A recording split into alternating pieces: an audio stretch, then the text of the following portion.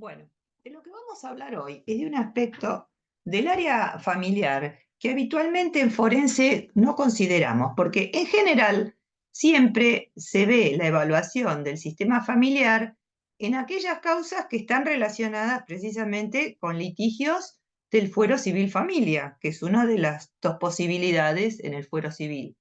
Ahora bien, esta pantalla inicial lo que nos da es una perspectiva de múltiples enfoques en relación a lo familiar, cuestiones teóricas, los que les interese hacen especializaciones, aprenden a trabajar con familias desde distintos marcos teóricos, se especializan en niños, pero tenemos que considerar que cuando entramos al fuero civil, civil daños, también hay temas directamente relacionados con lo familiar, ¿sí? Y ahora vamos a ver por qué. Y por qué este libro, que está colocado acá, El daño psíquico sistémico, nos vamos a referir a este texto y nos vamos a referir a la manera de visualizar, de incorporar en otras cuestiones que no tienen que ver con un sorteo en una causa de familia específicamente. Entonces, vamos a ir a la siguiente diapositiva. Bueno, la pregunta es, empecemos por algo que a veces se desconoce, no se sabe. Yo lo escuché por primera vez hace muchos años, más de 20, cuando iniciaba mi formación en forense, y aún teniendo una especialidad largamente trabajada en familiar sistémica, este tema no lo conocía y es más del ámbito jurídico, que era la cuestión de la industria interior. Y un día el docente nos planteó la industria interior, además interesante porque provenía de una figura masculina que habitualmente, dado, además tengamos en cuenta y tenemos en cuenta que 20 años atrás las cuestiones de género no estaban tan sobre la mesa, ni tan discutidos los roles y la distribución de roles, dentro de la estructura familiar de la que se trate, porque hay muchas formas, la industria interior no era, digamos, las mujeres que estábamos presentes en la clase bien vinimos el concepto, porque era un concepto que reconoce un aspecto, y ahora vamos a mencionar por qué es importante tenerlo en cuenta en las evaluaciones periciales. Un aspecto que puede estar a cargo de un hombre o de una mujer es indistinto, no tiene que ver con el género, pero sí que tiene que ver con la incorporación que hace el código de distintas pautas para la cuantificación, como dice acá, la cuantificación judicial de los alimentos o, en todo caso, de las provisiones, si queremos decirlo en un sentido más amplio. ¿Y qué son? El trabajo dentro del hogar, la dedicación a la crianza, la educación de los hijos y las edades de los hijos. ¿Por qué? Porque el trabajo dentro del hogar es un trabajo más. Y el planteo es cuántos servicios, roles, empleados se necesitarían para cubrir todas las actividades que hace una mujer dentro de la casa o un varón, ¿sí? Según cómo se hayan organizado. Entonces, ese es un aspecto, tareas dentro de la casa, ¿sí? Cómo se reparten el mantenimiento diario, las provisiones, las compras, en fin, todo lo que cabe adentro de un hogar. Pero por otro lado está la dedicación a la crianza, que también es un aspecto. Es un aspecto, por supuesto, elegido, decidido. Esto no lo vamos a poner en tela de juicio ni a discutir acá, sino el tiempo que insume, las horas que lleva y qué se deja de hacer cuando hay dedicación a esto, ¿no? Que incluye ir al colegio, buscar a los chicos, o recibir el micro, o acompañarlos en sus tareas. Esto tiene que ver con la crianza y la educación. Y también las edades, porque las edades tienen más requerimientos o más autonomía según la edad de los hijos. Esto va ocurriendo a través de las distintas etapas evolutivas del crecimiento de los chicos. Acá hay un link en el cual, como esto ustedes lo van a poder ver, tienen bastante información y muy interesante. Es una revista de la Universidad de La Plata, pertenece el artículo, en donde van a poder ver y bajar, tener su PDF, cuestiones relacionadas con todo lo que tiene que ver con la carga interna habitual de una familia, incluso aunque fueran del mismo género, como hay hoy dos padres, dos madres, ¿sí?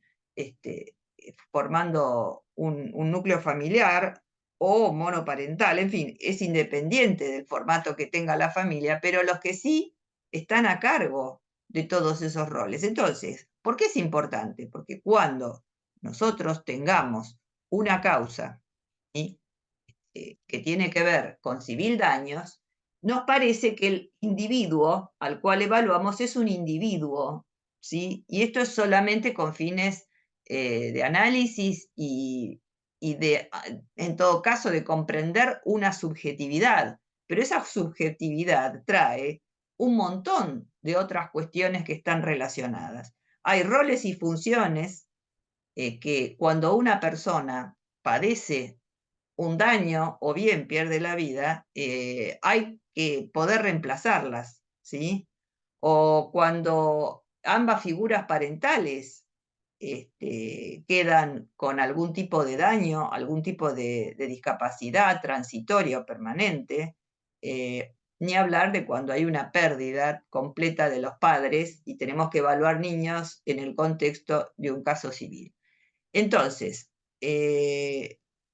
acá también hay otro link de interés que les puede resultar útil eh, y que hace a la comprensión de las cuestiones que nos toca evaluar, aunque no estemos en un caso de familia, que no siempre esto es bien claro.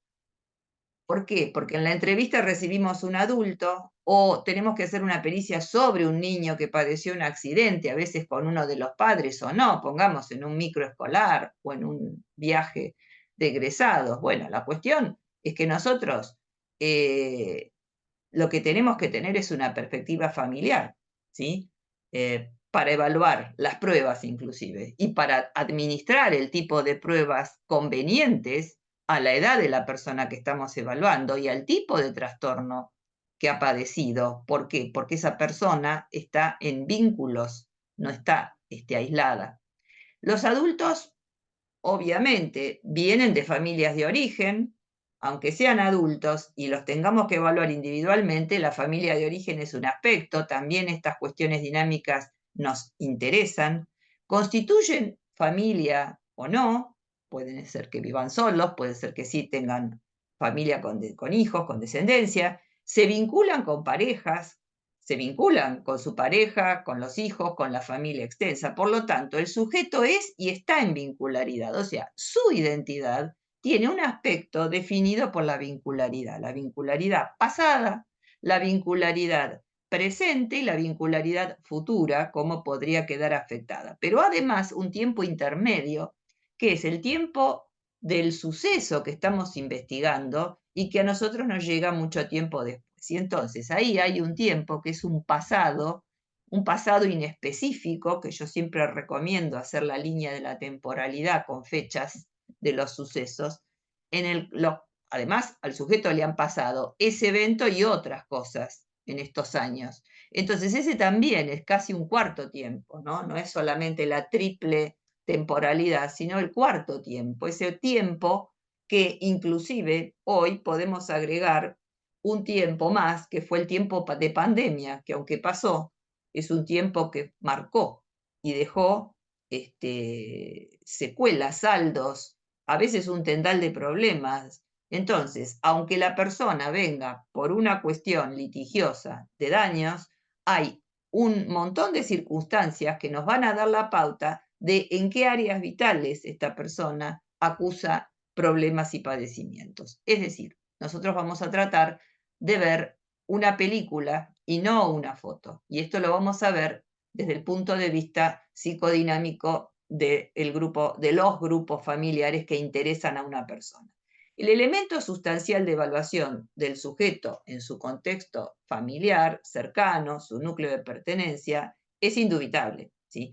Por eso en Civil Daños se sostiene actualmente el texto que les mostraba al principio, la mirada del daño familiar sistémico. Es un texto que hay que leerlo, el que esté interesado lo puede solicitar al link vía chat o por mail, que les voy a dejar los datos.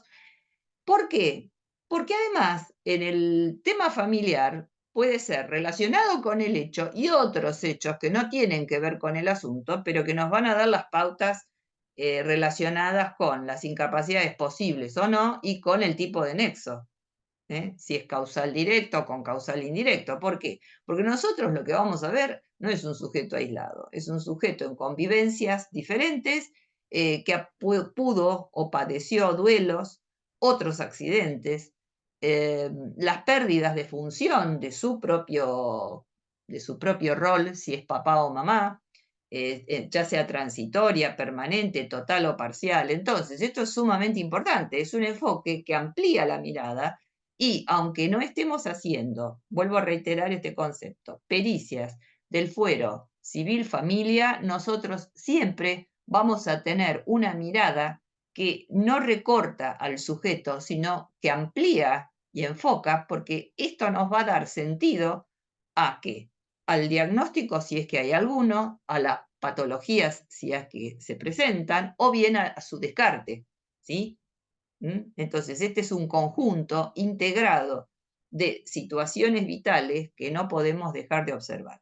De hecho, en este link hay muy interesante información sobre el ciclo vital familiar, una ficha de UBA Medicina, muy clara, muy interesante, inclusive desde distintos autores, que plantea y facilita, yo diría, léanla, ténganla a mano, porque de alguna manera es una lectura corriente, obligada, sobre las etapas vitales, ¿sí? Y sobre qué cabe esperar de cada ciclo vital, porque ahí vamos a tener pautas de sí, los indicadores de las técnicas, los signos, los síntomas que el sujeto pueda presentar, si es que presenta, tienen o no que ver directa o indirectamente con estas cuestiones que se demandan, ¿sí? Y que pueden estar inmersas en una, varias etapas vitales, a lo mejor son de base, o a lo mejor no, a lo mejor son sobrevinientes.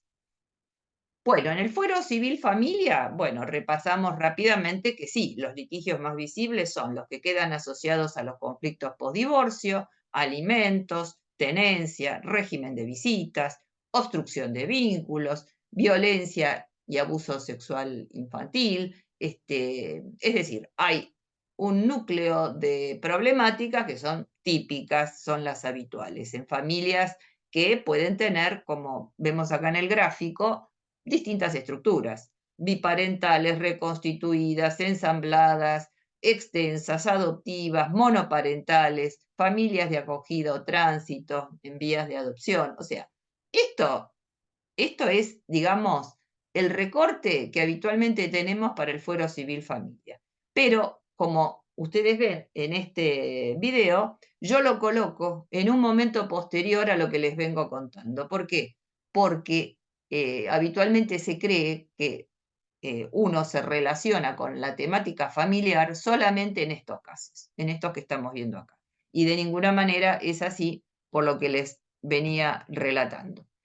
El daño psíquico y sus efectos sistémicos es un libro que no sé si se consigue como formato libro, creo que está disponible online y de hecho pueden solicitar el PDF que se los envío, o también puede estar el formato ebook, eso no lo tengo claro, pero es un material sumamente interesante para ver aspectos de la teoría que lo respalda, es una teoría sistémica, la teoría sistémica que realmente da muy buen fundamento, a mí me gustó mucho cuando lo leí, comprendí mejor un montón de cuestiones a la hora de trabajar en civil daños inclusive, ¿sí? Porque siendo mi especialidad civil familias o familia y terapia familiar sistémica, también psicoanalítica, bueno, esto yo estaba habituada, pero claramente en civil daños aporta cuestiones que no siempre las tenemos claras. Pensamos que evaluamos un individuo, un sujeto, un niño, un adolescente, pero si ampliamos la mirada, y nos va a ayudar el texto,